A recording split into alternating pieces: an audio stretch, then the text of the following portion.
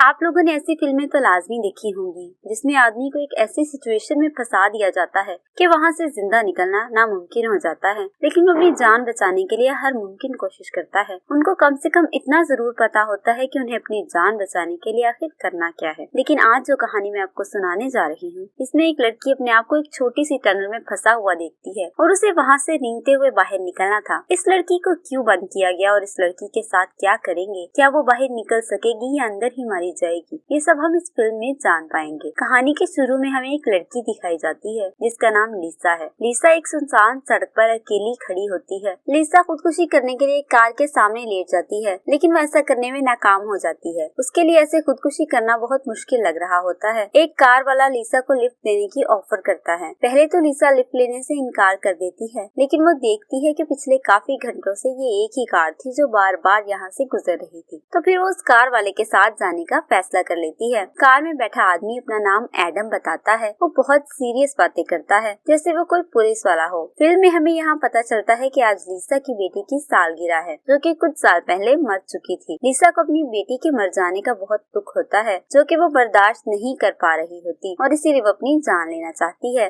लिसा time pass करने के लिए कार में रेडियो ऑन करती है, तो वहाँ एक इमरजेंसी न्यूज चल रही होती है। उसमें बताया जाता है कि एक आदमी 2 लड़कियों का खून करके फरार हो चुका है। उस आदमी की पहचान के लिए बताया जाता है कि उस आदमी के हाथ पर क्रॉस का टैटू बना हुआ है। ये सुनकर लिसा बहुत ज्यादा घबरा जाती है, क्योंकि वैसा ही निशान वो एडम के हाथ पर भी देखती है। इसका मतलब ये था कि एडम वही आदमी है जो लड़कियों का खून करके फरार हुआ था। उससे पहले कि लिसा कुछ भी कर सकती, एडम अचानक से कार को ब्रेक लगाता है और लिसा का सर बहुत जोर से कार के सामने टकरा जाता है, जिससे वो बेहोश हो जाती है। लेकिन जब उसे होश आता है तो वो अपने आप को एक छोटे से कमरे में बंद देखती है। वो जगह इतनी छोटी थी कि वो वहाँ ठीक से खड़ी भी नहीं हो सकती थी। लिसा के हाथ में एक ब्रेसलेट होता है जिससे एक तेज रोशनी निकल रही थी। लिसा वहाँ से निकलने की बहुत कोशिश करती है, लेकिन वहाँ कोई रास्ता नहीं होता। हमें देखने में ये जगह बहुत छोटी लग रही है, लेकिन ये कुछ भी नहीं, क्योंकि लिसा को यहाँ से बाहर निकलने के लिए जिस रास्ते पर जाना होगा वो उससे भी ज्यादा छोटा है। बहुत कोशिश करने के बाद लिसा हार मानकर बैठ जाती है। तभी उसके सामने एक छोटा सा दरवाजा खुल जाता है। वो जब उस दरवाजे में देखती है तो उसे बाहर जाने का रास्ता नजर आ रहा होता है। वो इस दरवाजे में दाखिल हो जाती है। जैसे ही वो उस दरवाजे से दाखिल होती है तो वो दरवाजा बंद हो जाता है, लेकिन लिसा को उम्मीद होती है कि वो सामने से बाहर निकल जाएगी। लिसा देखती है कि उसके सामने एक और दरवाजा बंद हो जाता है। जो दरवाजा बंद होता है उसके साथ ही एक और छोटा सा रास्ता होता है। वो रास्ता इतना छोटा होता है कि लिसा को वहाँ 2 दीवारों के साथ रगड़ते रगड़ते अपने आप को आगे लेकर जाना था। लिसा के हाथ में जो ब्रेसलेट होता है उसमें 11 मिनट का टाइमर चल रहा होता है। एक तो वो बहुत मुश्किल रास्ते में से निकलने की कोशिश कर रही थी, उसके अलावा टाइम भी मुसलसल कम होता जा रहा था। लेकिन उसे एक बात समझ में आ गई थी कि 11 मिनट बाद कुछ गलत होने वाला है, और लिसा ये भी जान गई थी कि उसके पास आगे बढ़ने के सिवा कोई रास्ता नहीं। वहाँ से वो एक और छोटी टनल में आती है, जहाँ चारों तरफ 3 मुख्तलिफ रंगों की लाइट्स लगी हुई थी। ये जगह देखने में जितनी ज्यादा खूबसूरत लग रही थी,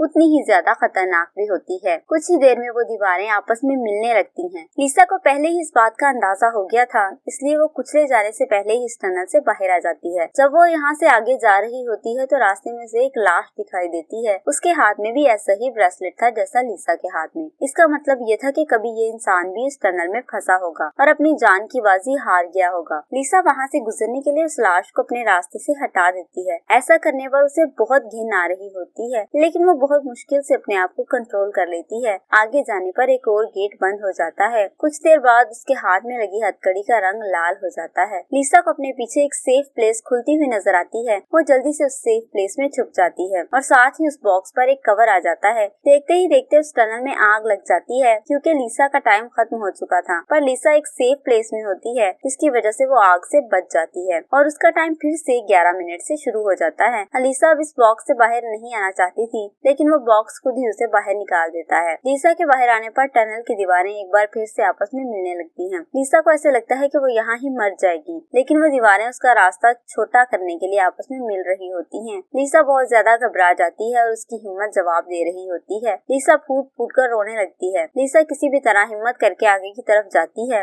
आगे जाकर उसे पानी नजर आता है। वो टनल में सीधी लेटी होती है, जबकि पानी नीचे की तरफ होता है, इसलिए वो अपने हाथों की मदद से पानी पीने लगती है। अब इस पानी में कूदने के सिवा आगे जाने का कोई रास्ता नहीं था। वो लंबा सांस लेकर पानी में गोता लगाती है और किसी और टनल में पहुंच जाती है। थोड़ी देर के लिए लिसा को वहाँ कुछ सुकून लगता है, लेकिन कुछ ही देर में वो सारी जगह पानी से भरने लगती है और इसी पानी के साथ साथ एक लाश भी बहकर आती है। लिसा वहाँ से कोशिश करके निकल आती है क्योंकि वो जानती थी कि अगर वो कहीं भी रुकी तो वो मारी जाएगी। बहुत ज्यादा तैरने और नींदने की वजह से वो थक जाती है। तभी उसको वहाँ किसी के रोने की आवाज आती है। वो शुक्र अदा करती है कि उसके अलावा कोई और भी जिंदा इंसान यहाँ मौजूद है। वो उस आवाज का पीछा करने लगती है, लेकिन जब उस आवाज की तरफ जा रही होती है तो टनल नीचे से खुल जाती है और उसमें एसिड भरा होता है। लिसा इस एसिड में गिरते गिरते बच जाती है। लिसा टनल के किनारों का सहारा लेकर आगे की जानिब बढ़ती है, लेकिन उसके एक पैर पर एसिड लग जाता है जिससे उसके पाँव की स्किन जल जाती है। टनल में आगे जाकर लिसा एक आदमी को देखती है जो कि बहुत बुरी हालत में होता है। देखने से लग रहा था कि वो काफी देर से इस टनल में फंसा हुआ है। लिसा उस आदमी से कहती है कि जिसने भी हमें यहाँ बंद किया है वो किसी चूहे की तरह हम पर एक्सपेरिमेंट कर रहा है। लिसा उस आदमी से कहती है कि हम दोनों एक दूसरे की मदद से यहाँ से निकल सकते हैं। वो आदमी उसकी बात सुनता रहता है। एक बार फिर से दीवार में एक सेफ बॉक्स खुल जाता है। ये देखकर उन दोनों को अंदाजा हो जाता है कि अब फिर से टनल में आग लग जाएगी। वो दोनों भागकर उस बॉक्स की तरफ जाने लगते हैं, लेकिन उसमें सिर्फ एक इंसान ही रह सकता है, इसलिए वो दोनों पहले उसमें जाने के लिए लड़ाई करने लगते हैं। इसी दौरान लिसा बहुत मुश्किल से बॉक्स में दाखिल हो जाती है। वो आदमी लिसा को बाहर निकालने की कोशिश कर रहा होता है कि दरवाजा बंद हो जाता है और इस दरवाजे में उसका हाथ आ जाता है और उसका हाथ कट जाता है। लिसा जब वो हाथ देखती है तो उस हाथ पर वही टैटू था जैसा एडम के हाथ पर था। इसका मतलब था कि ये इंसान एडम ही था।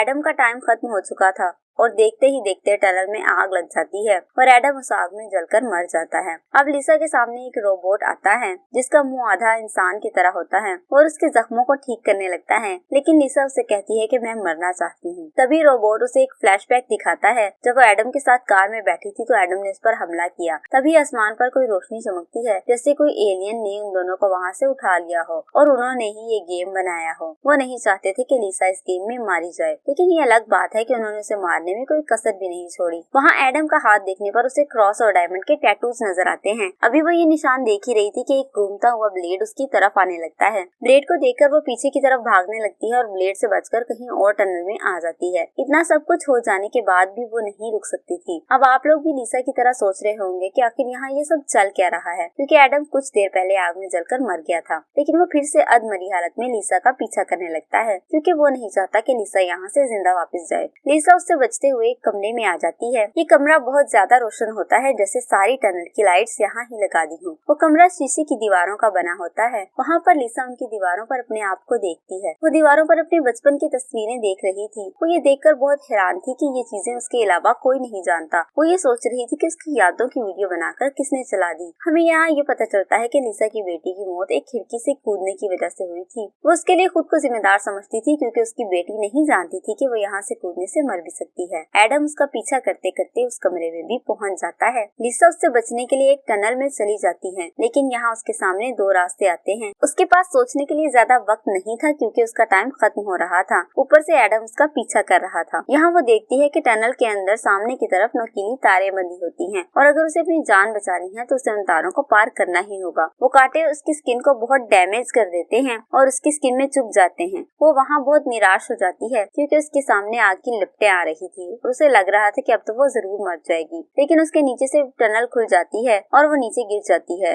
लिसा फिर से उसी जगह पर आ गई थी जहाँ से उसने सबसे पहले अपने आप को देखा था। अब वो बहुत हिम्मत हार चुकी थी और उसके सारे जिस्म से खून निकल रहा था। वो वहाँ दीवार पर अपने खून से वो निशान बनाती है जो उसने एडम के हाथ पर देखा था। उसी वक्त वहाँ एक रोबोट उसके जिस्म के जख्म ठीक करने आता है तो वो उसे मना कर देती है कि मैं अब और जिंदा नहीं रहना चाहती। वो रोबोट उसे जहर का इंजेक्शन लगाने लगता है तो लिसा की नजर उस निशान पर पहुँचती है जो उसने बनाया था। तो वो समझ जाती है कि ये कोई नॉर्मल निशान नहीं बल्कि यहाँ से बाहर जाने का रास्ता है। वो ये उम्मीद लेकर फिर से बाहर निकलने लगती है कि हो सकता है कि यही बाहर जाने का रास्ता हो। वो इस बार बहुत तेजी से आगे बढ़ रही थी क्योंकि वो यहाँ से पहले भी गुजर चुकी थी। फिर जब उसके सामने एसिड वाला टैंक आता है तो लिसा वहाँ अपनी हथकड़ी को पिघला देती है। उसको अपने हाथ पर भी वही निशान नजर आता है जो एडम के हाथ पर था, लेकिन यहाँ एडम फिर से लिसा का पीछा करना शुरू कर देता है। वो इस बार तेजी से लिसा का पीछा करता है, लेकिन लिसा यहाँ होशियारी से काम लेती है और अपनी हथकड़ी को किसी और टनल में फेंक देती है। एडम उस ब्रेसलेट का पीछा करते हुए दूसरी टनल में पहुंच जाता है। वो खुद अपने हाथ पर बने निशान की तरफ जाने लगती है। जब वो आगे जाती है तो उसे खौफनाक सा